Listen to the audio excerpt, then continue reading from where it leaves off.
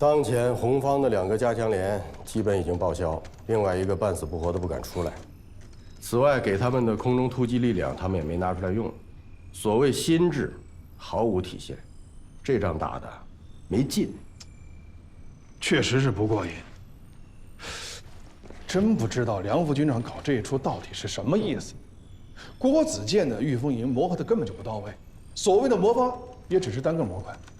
拿来给咱们试刀完全不够。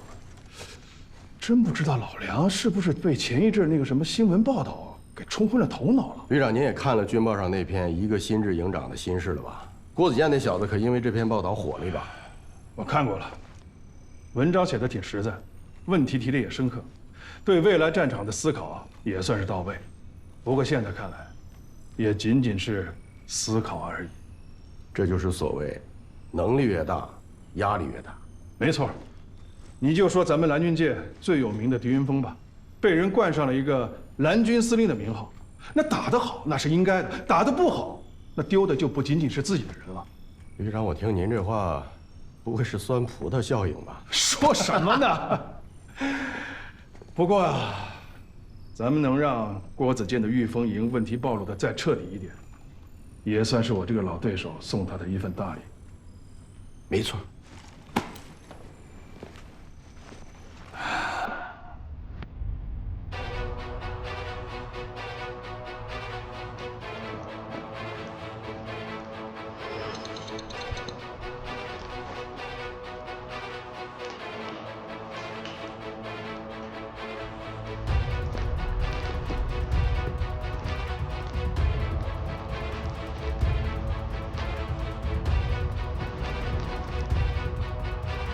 这里有特战分队把守，不出意外的话，就是蓝军的指挥所。打吗？当然要打。但就凭我们几个，恐怕不是对手。那怎么办？知道特战队的频率吗？知道。好，马上联系杨茂林。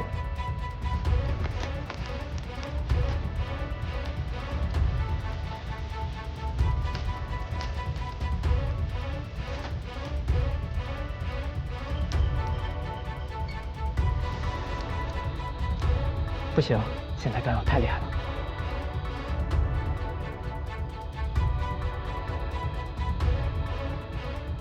我的耳麦跟特战队是一致的，我来试试对讲。可电台都不行，对讲系统的频率那么低，更不行吧？干扰系统重点干扰的是2G 到4G 频段，这些频段的发射频率都在2000赫兹以上，而对讲系统低于500赫兹，反而不受干扰。可对讲机的距离有限制啊。我们装配的是最新式的短波对讲系统。 应该能够连通。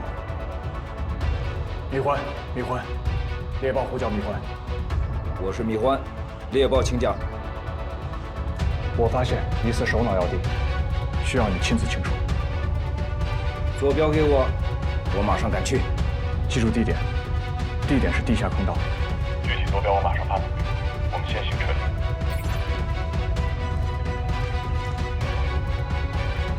出发！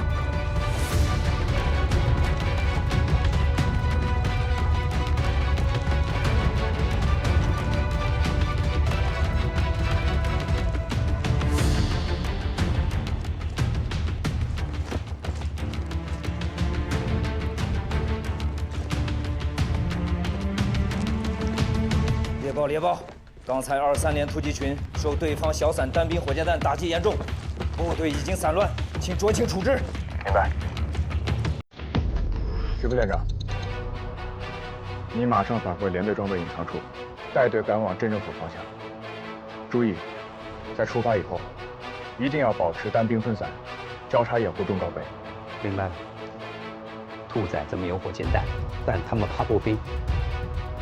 那你呢？ 我前往镇政府2层，回收被打散的23连装备。记住，行动迅速。是。东方晴天，为什么不及时报告23连遭遇？方才情况紧急，我正准备汇报。你的攻击无人机呢？练了那么久，难道是摆设吗？为什么不助攻？宋参谋，目前只配备了1台攻击无人机，导弹携带也少，我想找到核心目标再打。好，我知道了。从现在起，你听我指挥，配合我完成对镇政府的打击。我会为你提供精确打击坐标。明白。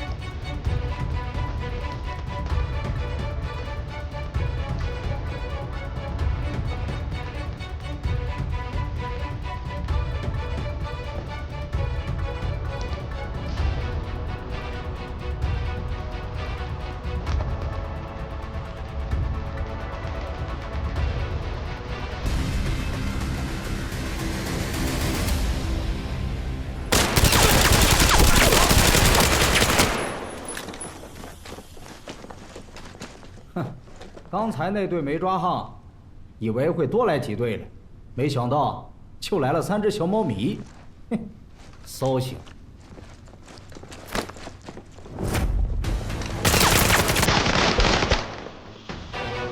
看这做派，一定是老杨吧？真聪明，答对了。都是好装备，拿去吧。谢了，副连长。啊，别谢。输给你，不丢人。野狼，汇报情况。我是野狼，4只红嘴鸟，1手龙。行，老杨，学我口音学得挺像的，什么时候练的？随便练练。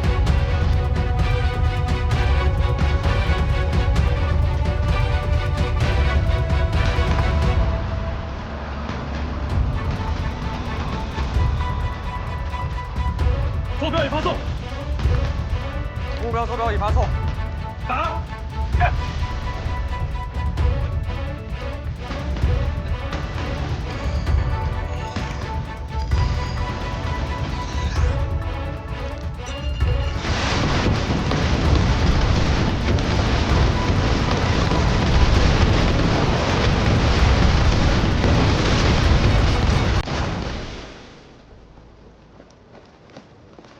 曾参谋，蓝军估计已经不行了，刚才应该只是强弩之末。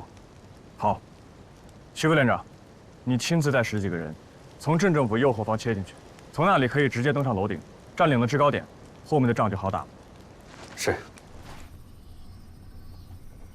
不到最后关头，也别轻言胜负。好小子，连攻击无人机都用上了啊！这个盘子翻得好。曾梦涵这次表现优异，不枉营长这么器重他。疾风知劲草，乱世现英雄。一连这帮臭小子，以前让曾梦涵给他们当连长，100个不愿意。你看现在怎么样？还不是曾梦涵把他们从泥坑里带出来。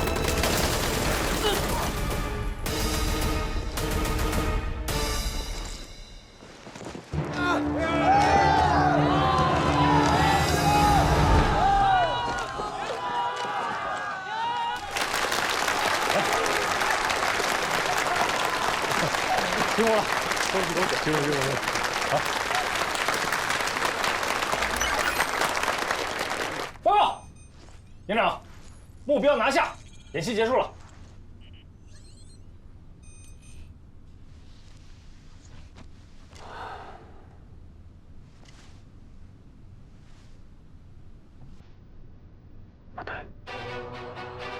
不对，蓝军指挥所一直没出现，怎么会结束呢？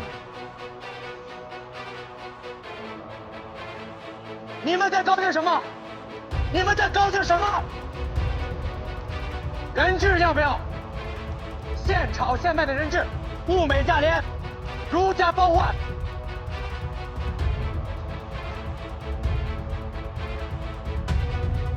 抓了，真是可怕，还不如牺牲。沈卓斌王以前就是他们的人，关系好，是不是反水了？仗打完了，部队就散了吧。我们蓝军建议和解。如果不服，第一，坑道内还有人质，我们会挨个的杀；第二，如果还想再战，也可以，但已经等同于拼刺刀，没啥意思了。马司令员，通知导调组，演习结束，结果待定。是。导调组注意，导调组注意，演习到此结束，结果待定。帮我连接视频，我要跟观摩组的首长们讲话。是。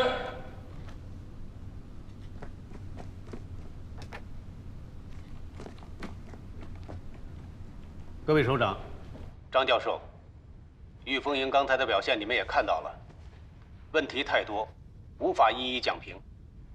今天的观摩到此结束，回头我会呈送一份详细的报告给各位首长。老龙，你说咱们是不是玩得太嗨了？这么多人看着呢，梁副军长这面子挂不住啊！哈，蓝军存在的价值，就是要暴露红军存在的问题。现在挂不住，总比以后挂不住要好。郭子健的御风营问题太多了，咱们玩得越嗨，对他们越有帮助。我不是说了吗？这次就算是我们送给他们的一份大礼。我们的价值魔方，今天丢人是丢大了。虽然今天这个仗打成现在这个样子，但我个人觉得还是有很多地方是可圈可点的。有问题，我们解决问题，没必要自暴自弃。我觉得我们需要好好反思的是，以后如果再遇到同样的情况，我们千万不可以再让我们的情绪左右我们的行为，除非这一次我们御风营真的被人家给打垮了。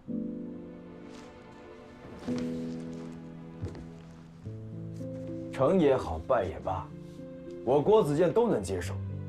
可是你看看，今天从头到尾，我们的魔方转都没转起来，全是个别魔怪在自转。我想先道个歉。今天的第一个失误就是我造成的。我今天情绪确实不是很好，思想也一度不能集中。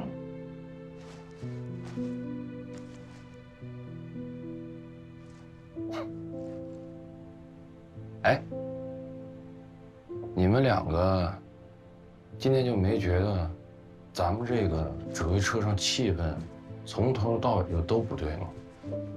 你一个首席参谋，你营长，你们俩是这场演习的核心人物，你们俩之间情绪出现了问题，这魔方怎么转啊？如果这魔方转起来了，那也是胡转、乱转、瞎转。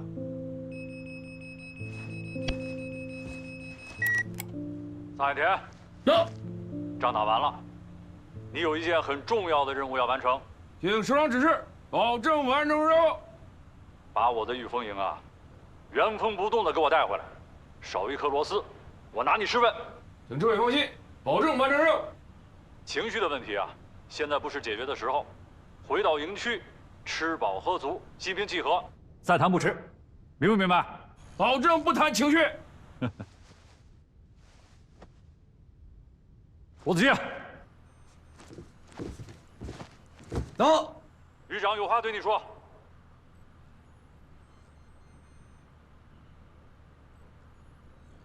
郭子健，走。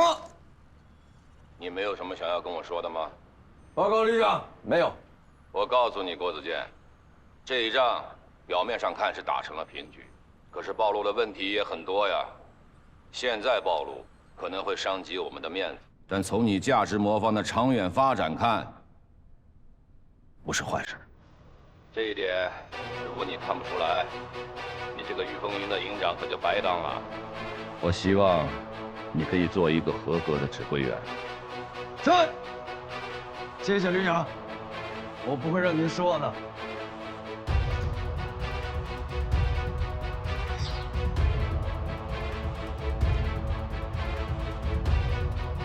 郭营长，行了，我们听领导的，该聊的问题在这里不讨论。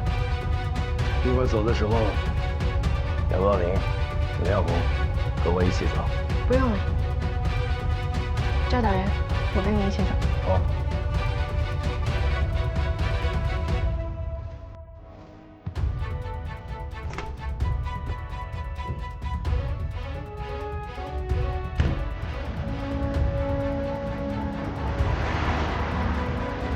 不能吧？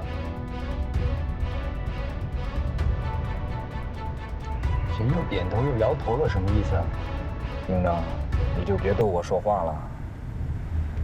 我们营你最了解龙远山，你必须跟我说实话。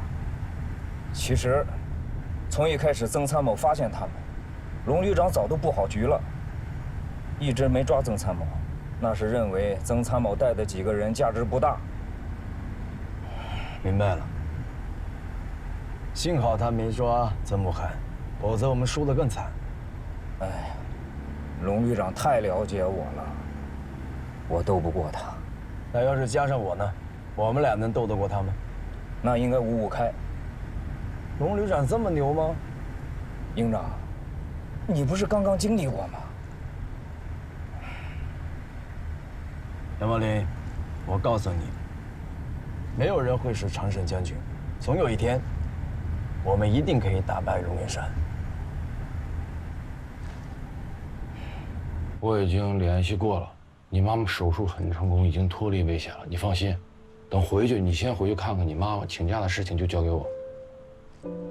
谢谢教导员。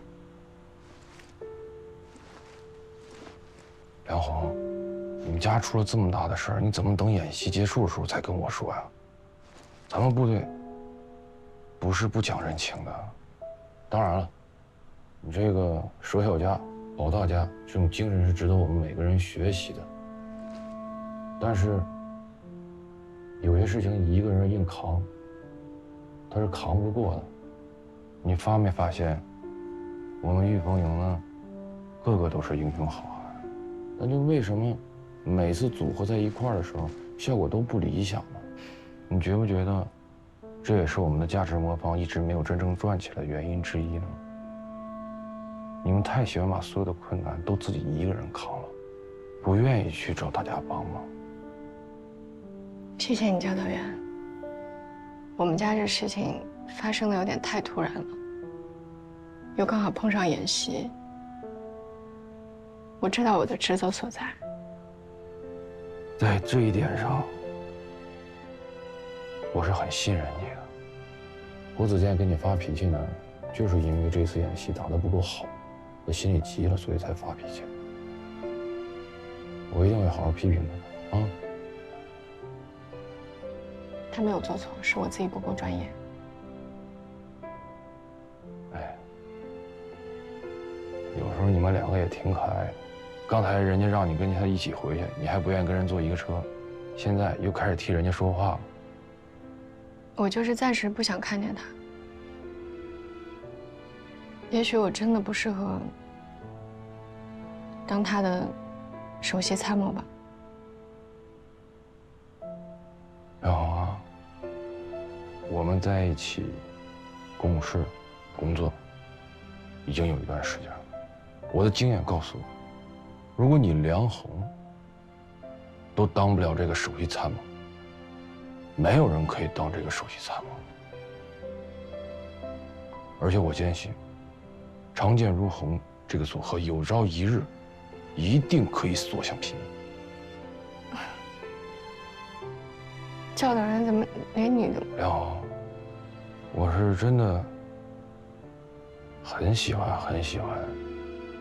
常见如虹这个组合。我特别坚信，只要你们两个都在御风营，我们的家政磨坊很快就可以真真正正的转起来。但是前提啊，就是得好好治治郭子健这个臭脾气。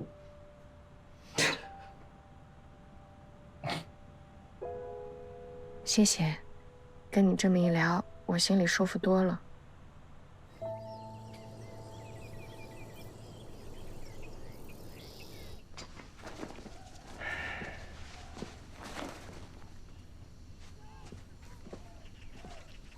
哎，你嫂子给我弄了点绿茶，还挺好喝的，你尝尝。天干物燥，喝点，去火。什么时候了，还有心思喝茶？什么时候？对这次演习进行了复盘，越想越生气，越看越生气。这仗怎么能打成这样呢？这次我们御风营丢人丢到姥姥家去了。你是不是觉得没有办法跟信任你的吕首长交代，更没有办法跟御风营的全体官兵交代，更重要的是没有办法跟你自己交代了？是，都没法交代。确实是，梁红也是这么说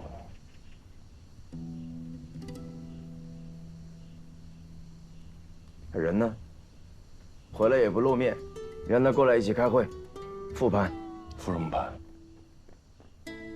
人家梁红已经把调离申请给交上去了。调离？调去哪儿？不知道，反正调离报告已经交上去了。交给谁了？我才是领导。交给旅长了。胡闹吧！你也不拦着他点儿。我要找他。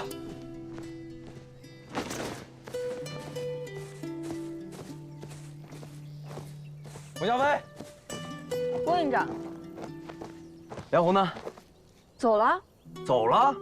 报告没批呢，谁让他走的？演习开始之前，他妈因为犯心脏病进医院了。本来想请假回去，演习耽搁了。现在演习完了，人家还不能回去看一眼啊？进医院了？事先怎么不说呢？你给人家解释的机会了吗？不讲道理，什么时候回来？那得看郭营长什么时候批调离报告啊。批什么报告？他要是联系你，你告诉他放弃调离的想法。我不可能让他离开御风营。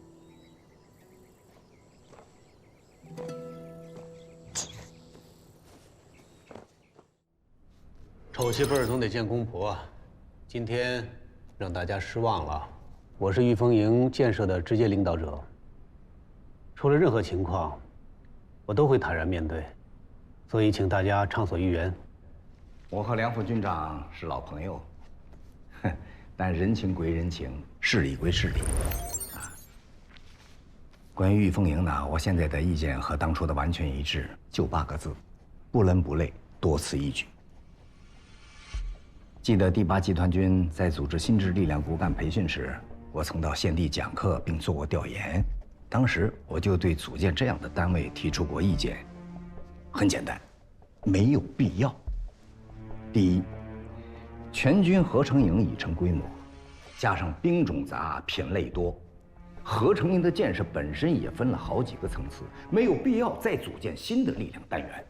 第二，就是御风营的架子就是搭在合成营架子之上，又配了几个特战营的功能，再加了几个新知技术，这不混搭而已吗？这根本就谈不上是创新。第三，就是御风营的力量使用和搭配，简直是胡来。别的不说，就说他的远火装备和空突力量，过去不会，现在不会，将来也一定不会这么使用。我这几条意见，既不是凭空臆造，也不是无中生有，既有本人的实践调研，也有与其他专家的沟通交流。可能梁副军长听了心里不大舒服，但是我也不能藏着掖着。哪里啊？我今天又没有穿防弹衣，也没有塞耳塞。我说了，大家畅所欲言嘛。啊，那既然这样，徐教授，你也谈谈吧。张教授是最强烈的反对派，我还真有点担心他。他这把锥子会不会扎伤梁副军长？如果梁北华这么容易就被扎伤了，那他这个将军还真得好好积积水分了。前段时间，媒体对玉凤营和巨凤营两个先行营的训练进行了集中报道。现在看，时机还是早了点儿。当然，到底该怎么看玉凤营，怎么看郭子健，媒体只是一种表象，一切呢都早着呢。如果现在连龙远山都跨不过去了，你何谈未来的战争啊？那这次讨论交流怎么收场？怎么收场？意见打包让梁北华背回去，慢慢消化。你不要怕他消化不了，啊，他既然要勇于创新，那就什么担子重，就给挑什么担子。毕竟，玉凤营将来真要建成个什么样子，郭子健固然重要，但是梁北华才是真正的操刀人。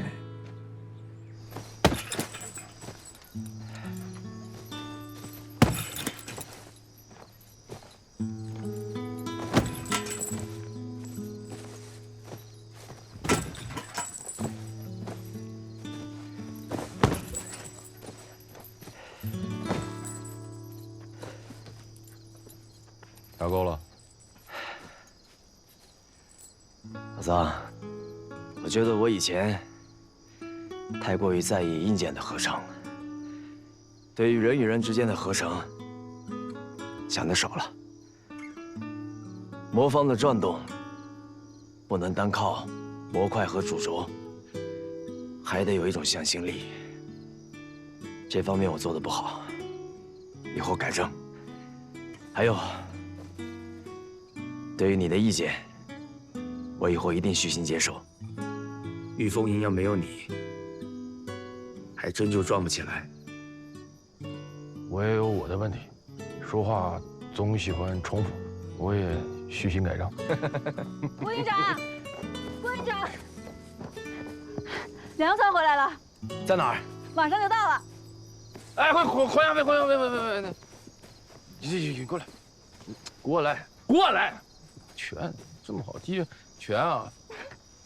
笑什么？严肃点儿。全主要是。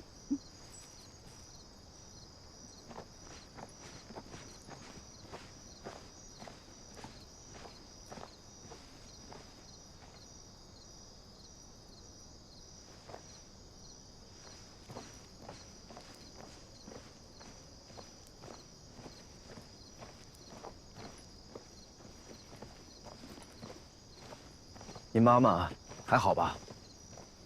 嗯，要不要让部队给医院打个招呼，关照一下？不用。什么时候出院？你有话跟我说啊？对不起，这几天我一直在检讨自己，为什么你不把你妈妈生病的事儿告诉我？因为这件事情跟你没有关系。不，当然有关系。你说过，我们是那种上了战场，可以把后背交付给对方的战友。玉凤营成立到今天，无论遇到什么样的事情，你都会站在背后支持我。可我却在你需要我的时候，没能成为你值得信任的同伴。这一点我做得不好，我向你道歉。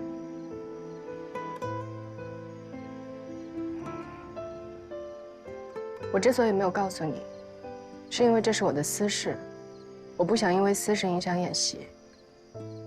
但我还是高估了我自己，我还是因为私事分神了。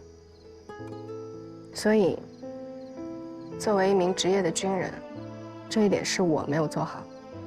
虽然我也经常忘了这一点，但还是要告诉你，你是个人，不是台机器，不要觉得自己无所不能。谢谢你告诉我是个人，你才是机器呢。既然我们都有做得不够好的地方，那就抵消了。我认为，既然是搭档，以后就得坦诚相待，不能让误会影响了工作。你说什么？以后？对，留下来吧。我需要你这样优秀的人，陪我一起转动价值魔方。那如果我不答应呢？那就换一种办法，要再不行就再换一种。反正我是不会让你离开御风营的。郭营长，你现在是在耍无赖吗？总之，你不会后悔今天留下来的这个决定。那你这么说，我就是没得选了喽？选什么选？没得可选。总结报告还没写完呢，今晚加班，明天我还要跟梁副军长汇报呢。把报给我。是。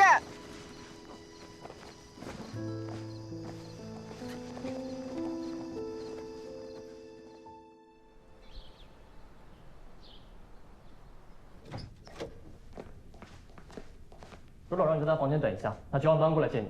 好，谢谢。不客气。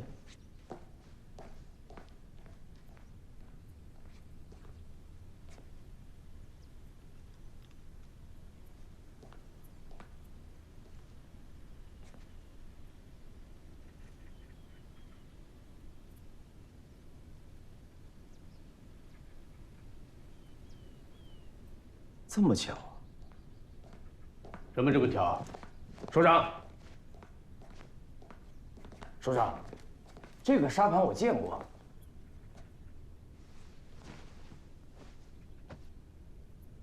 当年那场战役的战场沙盘，你见过？好了，记者来找我有什么事情？诉苦、告状，还是有其他诉求？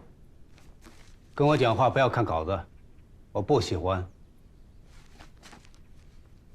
首长，您要这么说，我就不敢开口了。是吗？你小子一贯我行我素的，还有不敢开口的时候。讲吧。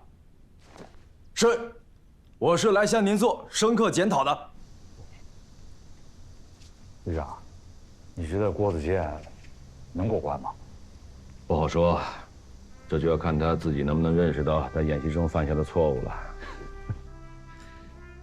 你这陪首长下了半宿棋，就探出这么个口风来啊？棋是下了半宿啊，那演习的事儿，一个字都没提。凶多吉少，倒也不至于。但是我估计啊，在这次御风营的建设当中，估计啊，梁副军长没少吃那些专家的钉子。新改革和传统思维的对冲，没碰个头破血流啊，就不错。是啊，所以我估计，御风营在这次演习中暴露出来的问题，让首长下了很大的决心了。怎么讲？昨天那盘棋，他杀的我是片甲不留，一个子儿都不剩。哎呦，我的那！检讨，真新鲜啊！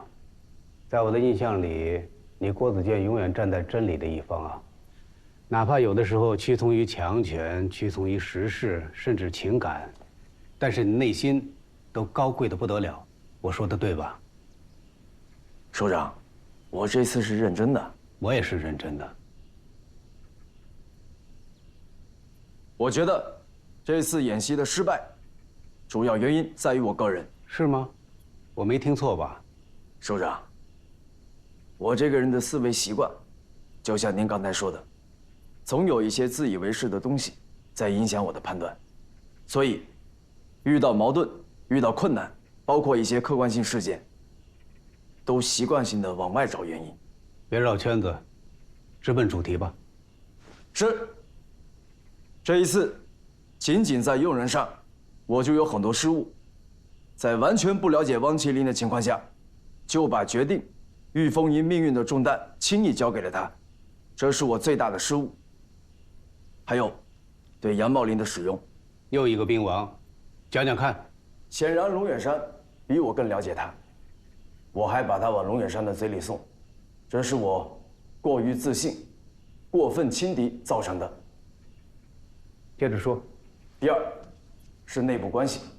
由于我个人性格因素，导致我们指挥体系内部运行出现卡顿，甚至一些不该出现的问题也没能及时补短。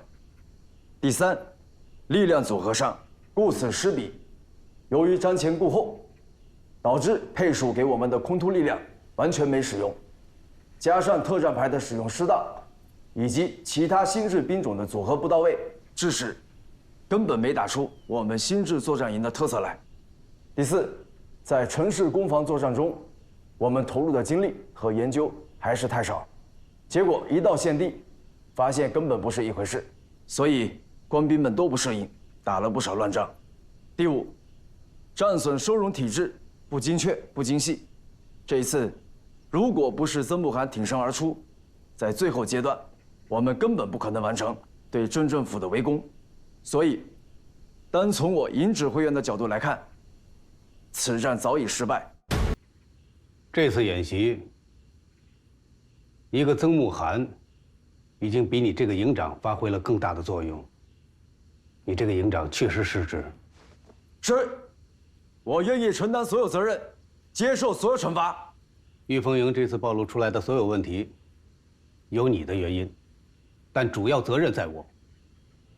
我跟你一样，都太想赢，太想看到心智战斗力出现的效果。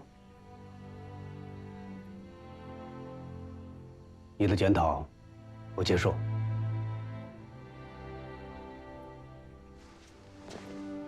我的检讨，你帮我转给营里的同志们。首长，您这不是打我们脸吗？有错就得认错。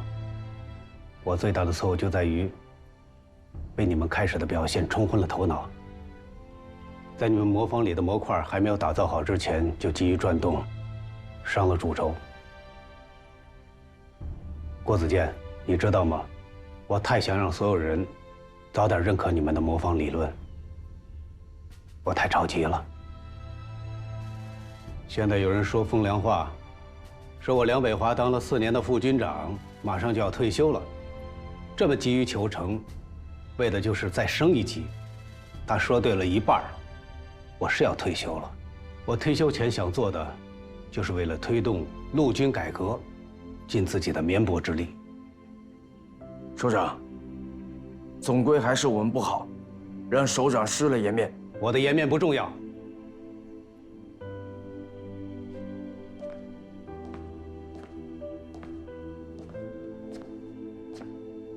中国军人的颜面才重要。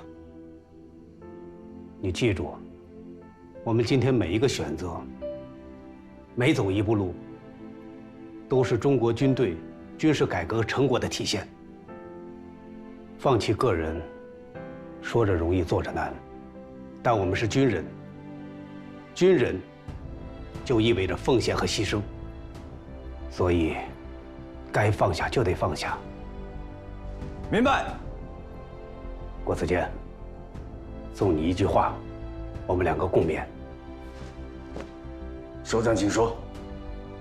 我们是军人，我们追求的事业就是打赢。如果脑子里只装着输赢成败，只会离真正的胜利越来越远。明白您的意思。回去吧。把你们的魔方转出更大的价值来。是。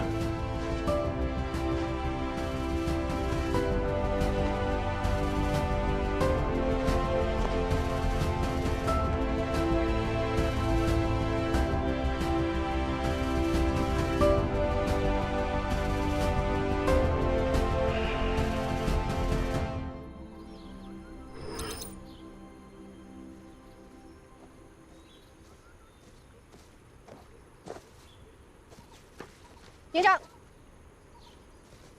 想什么呢？我在想，我们外训已经有段日子了，针对山地、林地，包括城市攻防的合成作战，效果都还不错，空突和远火的配合也有了很大的提高。所以，是不是应该换张新地图？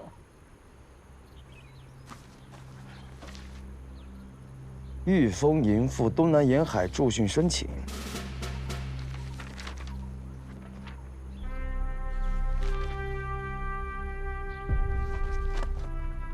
我马上去找索福利家申请，这事儿要能定下来，我记你一功。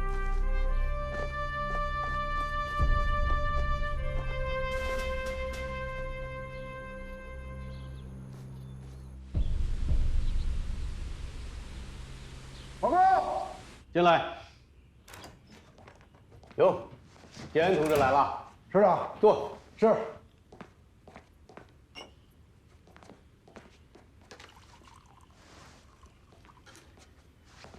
来，喝点水。好，坐。专程把你叫过来，是要向你交代几件事儿。第一呢，就是这个御风营到东南沿海驻训的问题，集团军首长已经做了批示，同意他们的请求。是。这次作训项目呢，他们要兼顾一些军事院校的专题科研，还有国防军工单位的一些装备研发，所以任务非常重。首长，说实话，我现在感觉肩上沉重啊。你不要有压力，集团军首长相信你的能力。感谢首长们的信任。这次驻训呢，援鄂限制，江胜强的飓风营就不去了。许灵军已经安排参谋长负责组训，你放心吧。是。另外，有一道命令，你帮我口头转达给郭子健，原话转达。是。从御风营接到命令出发到回到营区，必须保持3级以上的战备状态。当然了，休息归休息，但是营队的战备值班分队必须保持。是。这道命令是我下达的，也只有我才能宣布解除。是，首长。回去之后我立刻传达。坐。哎，我听康宝平讲，上次演习之后，你对郭子健同志态度有一些转变，讲讲看为什么？是首长。其实我跟郭子健没有任何个人恩怨，我一直都是就事论事。您看，郭子健他过去的表现，大家是有目共睹的，是吧？不过，通过这段时间的接触，我发现这小子让我刮目相看呐。缺点虽然明显，但是优点更突出。有些做法，甚至让我对自己也进行了重新审视。我倒觉得，我以前的一些工作方法，其实是有问题的。你真这么认为？真的啊，看看东西。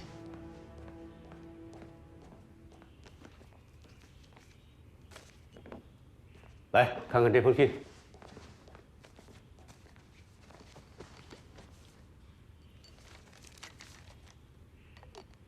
举报信，举报郭子健。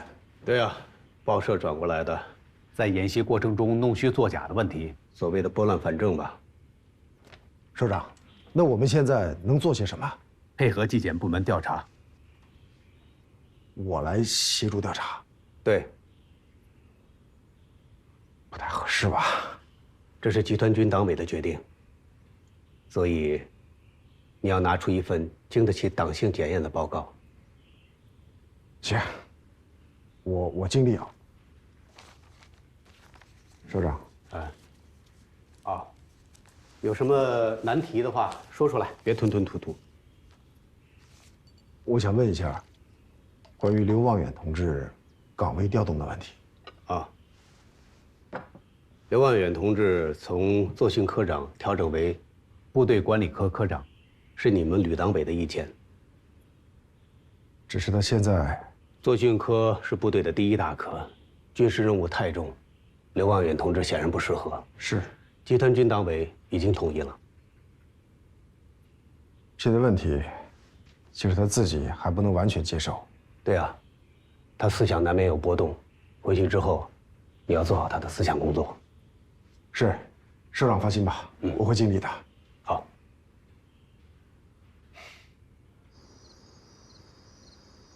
报告，进来。哥，啥意思呀？副旅长，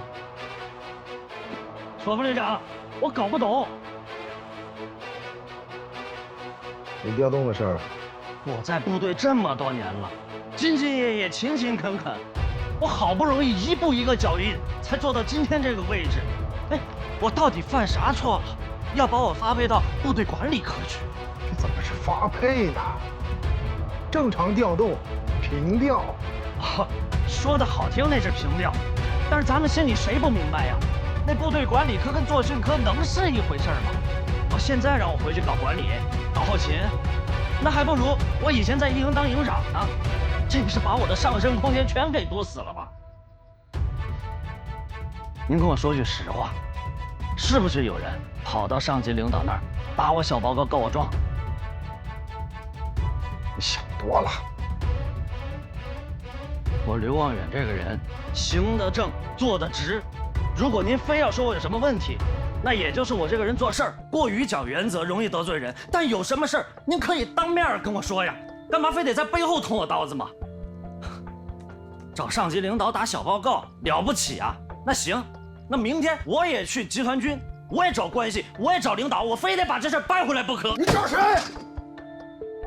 有完没完了？找谁？你说，你去找谁？找能耐了你？为了岗位调动去找领导，走后门是吧？刘望远，你太让我失望了。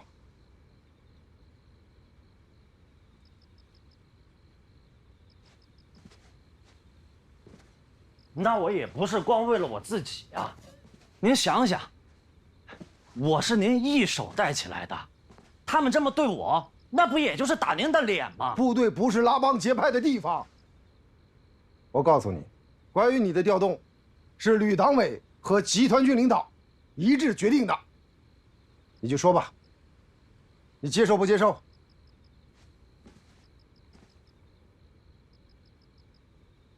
坐。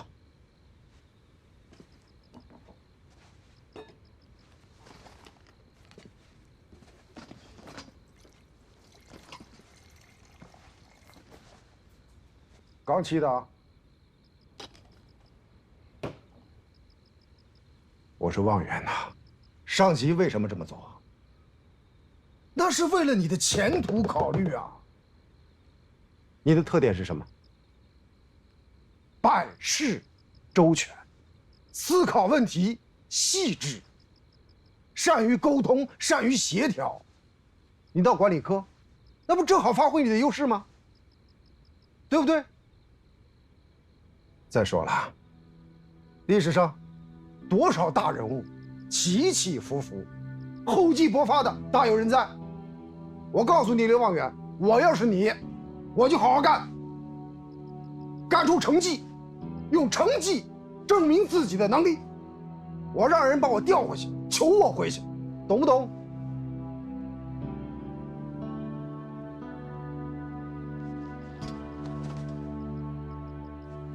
你等到那个时候，也不一定不会峰回路转的。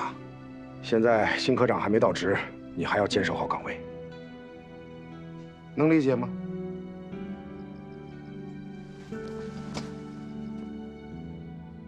理解。哎，服从吗？服从。好，来，干一个。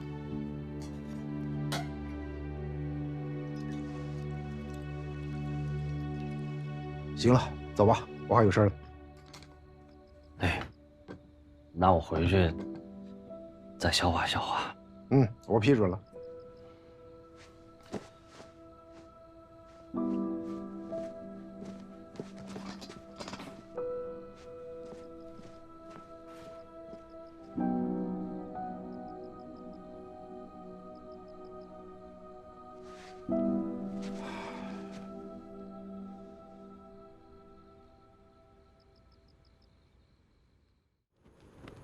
现在，请我们的营长对御风营现有人员编制按价值魔方调整。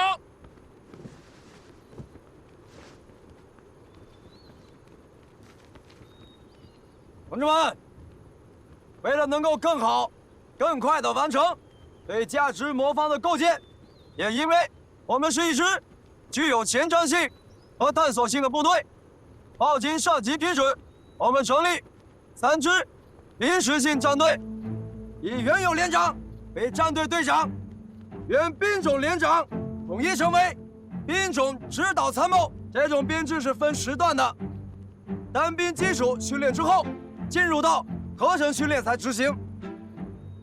等部队进入到下一个训练循环期时，各连重新归建。既然是魔方，大家就要尽快的适应这种动态式的组合模式。我相信，我御风营官兵都能够很快的适应这种作战状态下的魔方运转。同时，我们御风营是新制营，所以新制力量各作战分队保持营属状态不变，但也有个别分队将出现微调，比如在营原有侦察专业加分各连之后，营特战排就要担任更多的特种作战功能。特战排有没有信心？有。好，我要说的暂时到这儿，下面请教导员宣布一项任命。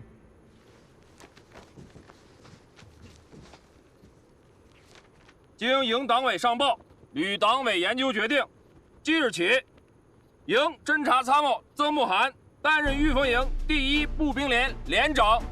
因为曾慕涵同志能力出众，所以除尽快补选新的侦察参谋之外，曾慕涵同志还需暂时代理侦察参谋职务。另，特战排代理排长杨茂林作为参谋助理，将担负部分参谋职能。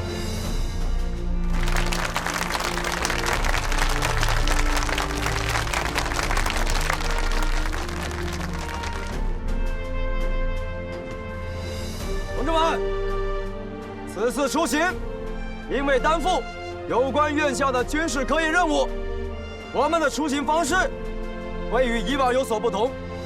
但不管是哪种方式，对大家来说都是一次新的体验。同志们，我们东南沿海见！东南沿海见！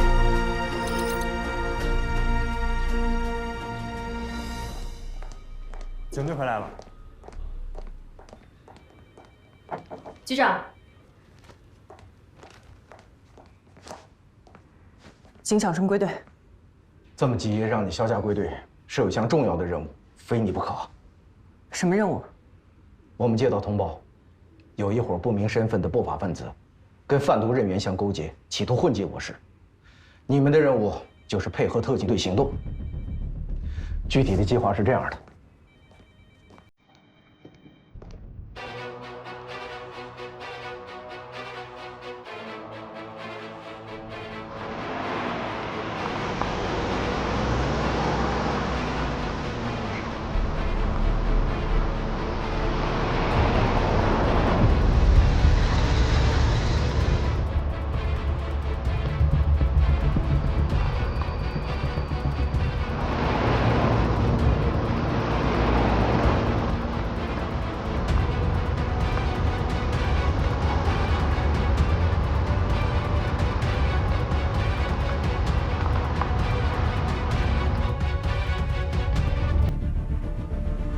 首长，怎么不到营区去看看呀？干嘛去营区啊？这不挺好的吗？从容自在的。首长，我倒是觉得，您到现场这么一送啊，部队的士气会蹭蹭往上冒。现在不是冒气儿的时候。重装备都上车了吗？啊，昨天已经上了平板了。其他分队准备用运20远程投送，2架飞机已经全部到位，随时可以准备登机。郭子健和梁红呢？他们已经在去机场的路上了。首长，那任务什么时候下达？他们上飞机之前拦住他们，同时下达任务。是。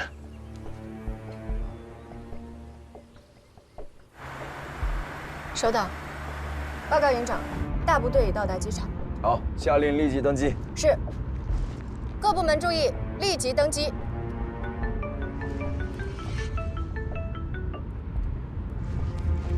旅长，您开玩笑呢吧？我马上到机场了，已经下令登机了。谁跟你开玩笑？我告诉你啊，组织登机的任务，我会派专人负责，保证会把所有登机人员全部安全送达。但是你梁红还有部分特战队员必须以新的路线、新的交通方式抵达海通市。明白。还有什么要求？时间从现在起开始算，24小时之内。你们必须乘坐旅游大巴到达海通市。怎么去民兵训练中心，你们自行决定。明白。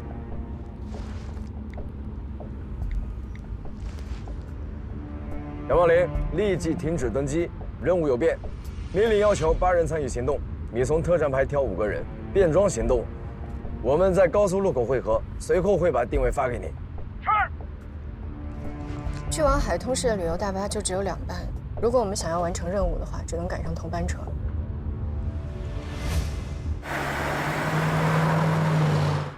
我刚刚说的都记住了吧？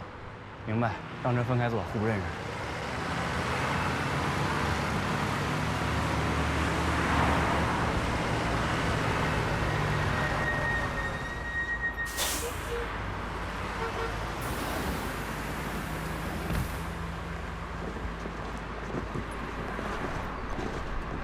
3个人，是吧？哎，美女，后面坐，后面会扶。哦，好的，好的，好的。帅哥，你来扶着吧。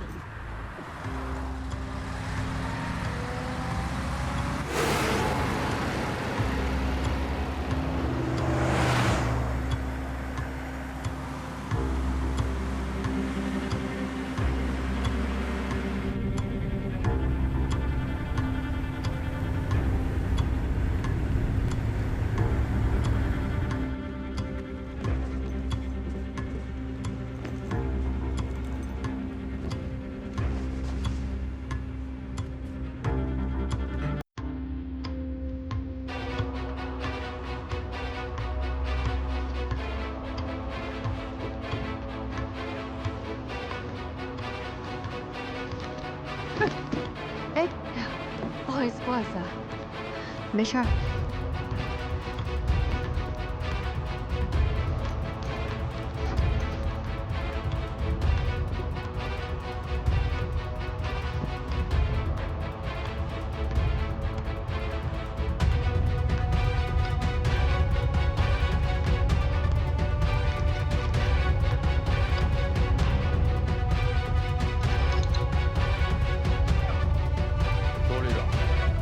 咱们以前的驻训点，要么是破旧厂区，要么就是荒山野岭。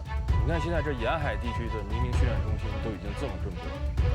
任庄到达情况怎么样？除了郭子健和梁参谋带的小分队以外，部队已经陆续到达了。左部队长，这个时候还能有什么特殊的任务吗？怎么临时让他们改路？什么任务我不清楚，我只知道，明天上午10点15分之前，他们必须到达。您不会让他们跑过来吧？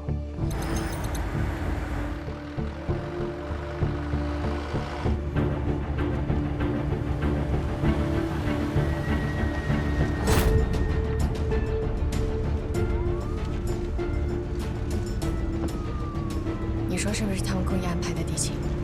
有可能，见机行事吧。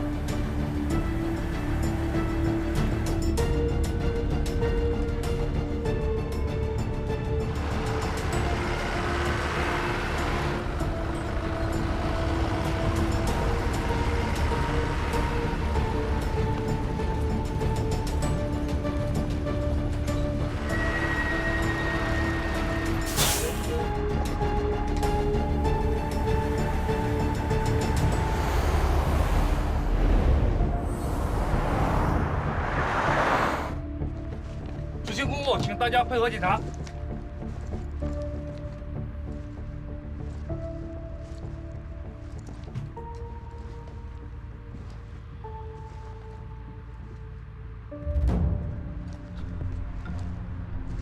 曹艳霞。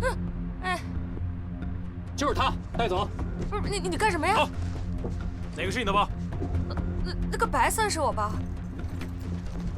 哎，你干嘛呀？不是，凭什么抓我呀？各位乘客，我们奉命抓捕毒贩。目前我们怀疑车上藏有大量毒品，必须严格进行检查，请各位配合。警察同志，我们还有急事，先让我们下去。车内发现毒贩，在没有彻底清查之前，任何人都不能排除嫌疑。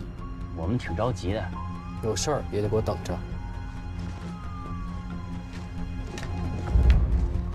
我有一种不祥的预感。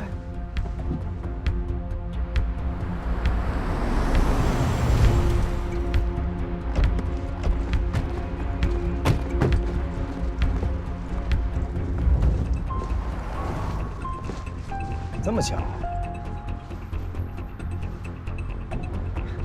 我们是来执行特勤的。女朋友啊？郑队，你们认识？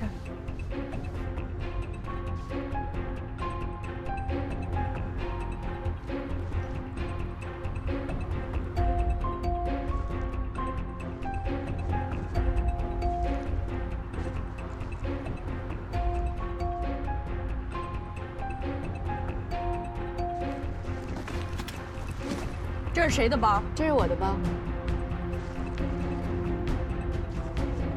我们要对你的包进行搜查。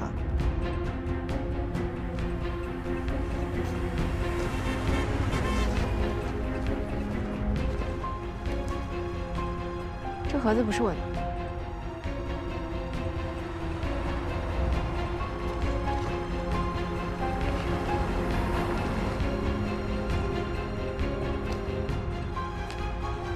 你涉嫌贩毒，麻烦跟我们走一趟。警察同志，刚才被带下去那个女的之前动过这个包，我可以证明，东西应该是她放的。还有谁可以证明？我也可以证明，我也能。正好，都跟我们走，回去协助调查。师傅，把车开到碧水山庄。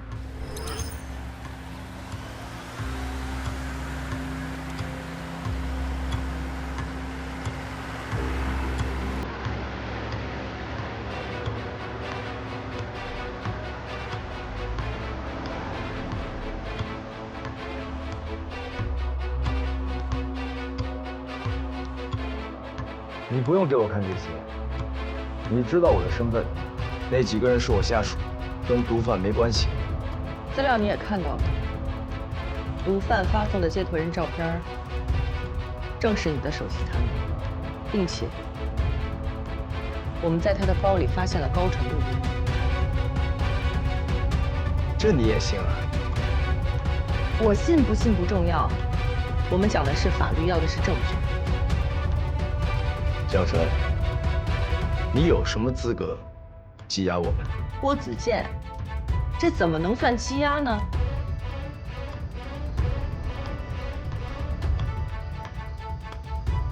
行，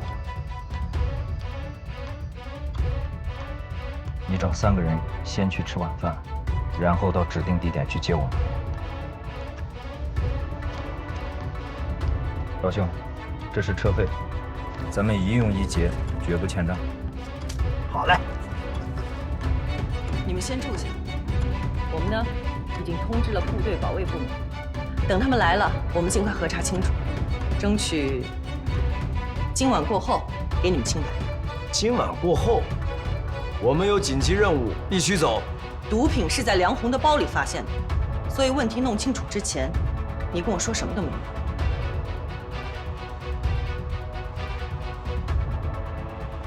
你以为就你几个人拦得住我们？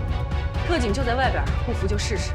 对了，你们的活动区域仅限于2楼，有任何需要可以跟我提。还有，梁红涉嫌贩毒，必须单独待着，等待部队保卫部门前来接管。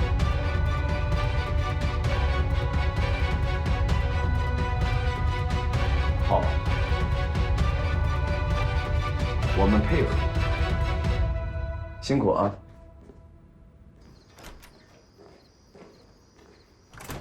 营长，这摆明了是要陷害梁参谋。我知道。那咱现在怎么办？怎么办呢？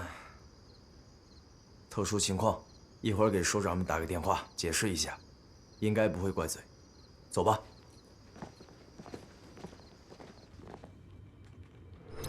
这个郭子健，是脑子没转过弯啊，还是想偷懒啊？城市作战是现代战争的重中之重，这样的演习还是很有意义的。梁副军长，如果郭营长真打电话向你们请求推迟报道，那我们这演习不是白搞了？是吗？既然如此，那我们就等等郭子健的电话吧。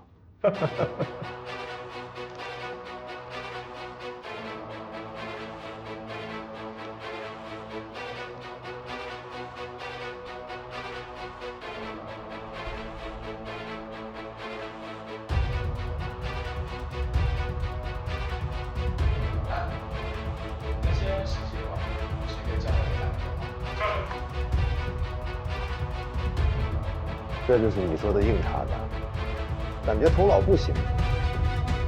郭子健没你想象那么简单，更何况他们还有3个人不在档案上。已经查清楚了，另外3个人坐的是出租车，我们的人在一个餐馆的门口发现了他们的行踪，正盯着呢。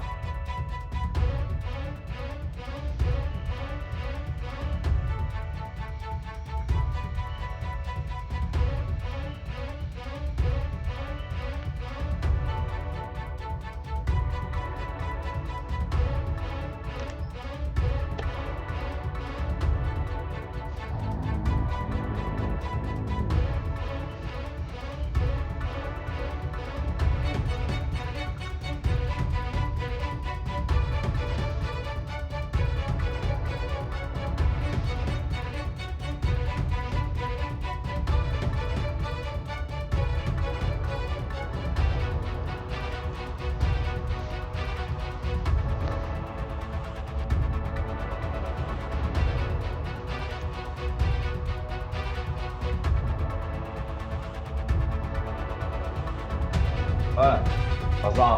喂，那边出情况，可千万别忘了，明天上午10点15分是报道的最后时间。我知道。我们这儿出了点状况，这个梁参谋被毒贩给诬陷了，所以一时半会儿脱不了身。是啊，我是认识秦队长，我也跟他解释了，人家不给我面子，我也没办法呀。所以说嘛。越漂亮的女人，越不可信任。小春，你听见了吧？他在说你不可信任。听到了。梁参谋现在没跟我们在一块儿。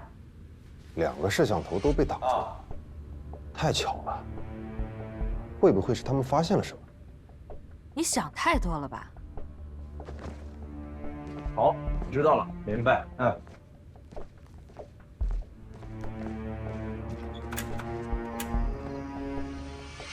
梁参谋在哪儿？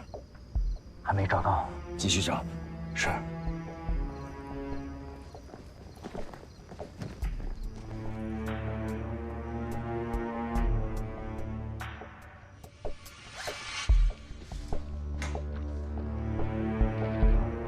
哎，你们几个安静点啊，我睡一会儿。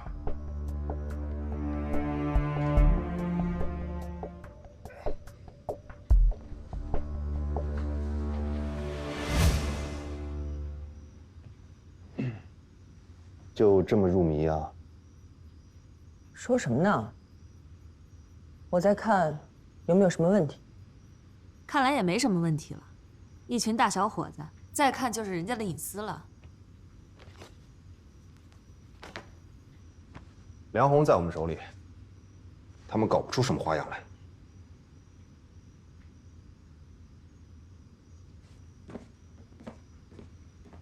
什么情况？我还以为他有什么后招呢，这怎么连觉都睡上？梁副军长，我们是不是也可以撤了？这才哪儿到哪儿啊？接着看完吧。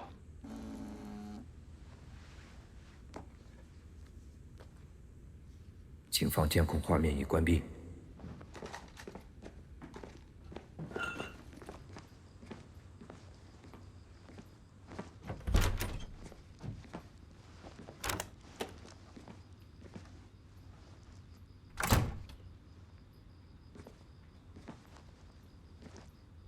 梁红。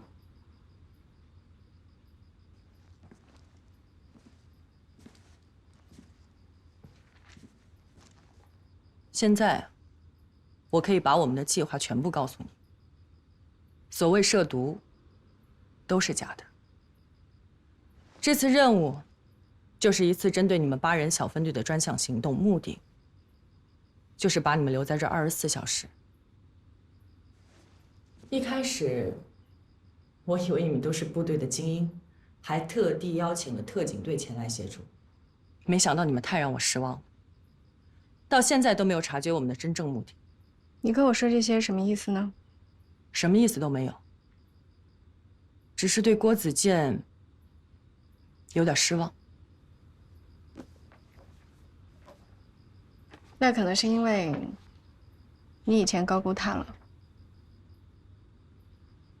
是吗？东华，简要介绍一下情况。是。 警方的指挥室外已经布置了监控，目前没有引起怀疑，一切正常。山庄内一共3处岗哨，也有明显的放松，大巴车严密布控也没有问题。但是梁三的房间目前没办法确定。大门口监控最多，是关键节点。山庄内部几个岗哨要全部拿下，然后把少都集中关押，换上他们的衣服，然后呢，护送大巴出门。 出门之后，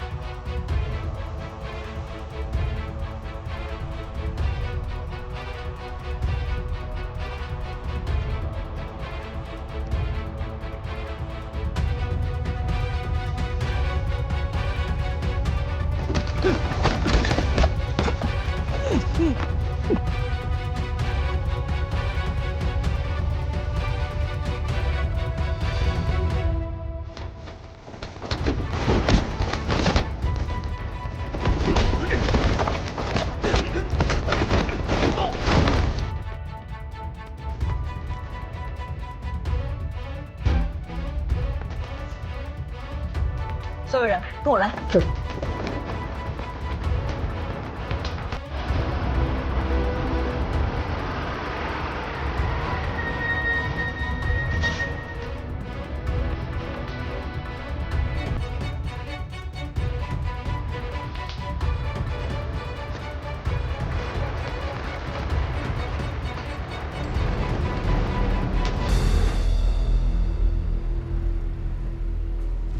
哎，这是怎么大巴车出去了？这金小春他们唱的哪出戏啊？这是？报告，有情况，郭子健不见了。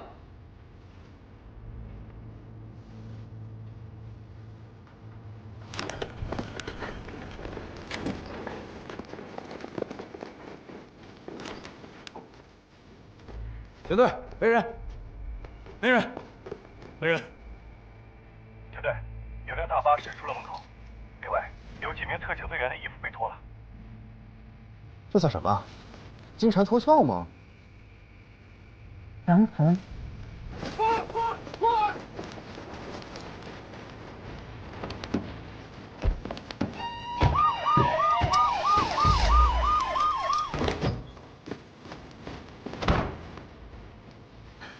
齐队，梁红还在。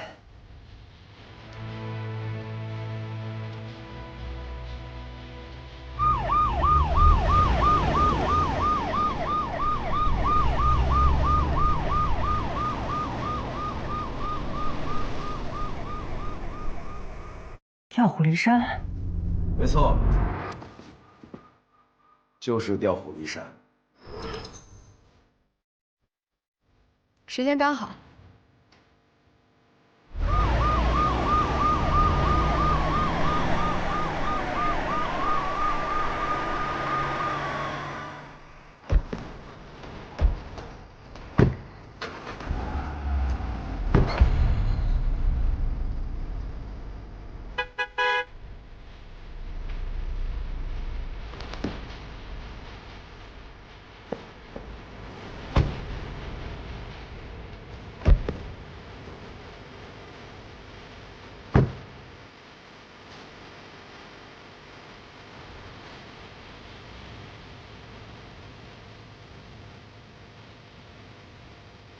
好一招兵不血刃的金蝉脱壳，可惜还是被你识破了。不过就你一个人，拦得住我吗？对付你，我一个人足够了。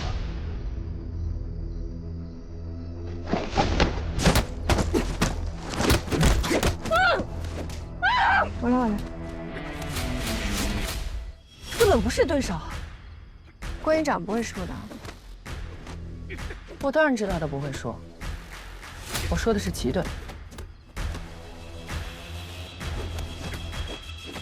你很了解郭子健？当然了解了。他救过我的命，我差点以身相许。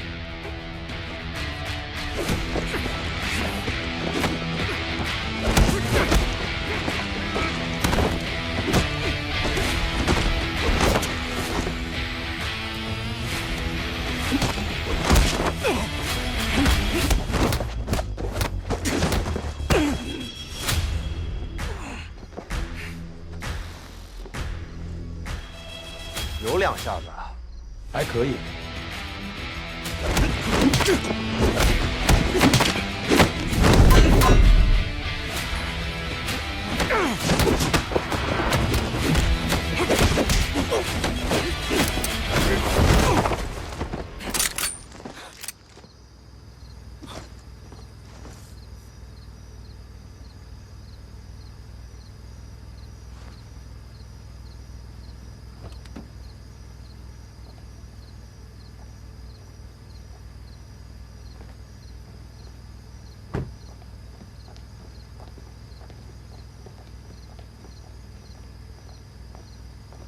丢不丢人？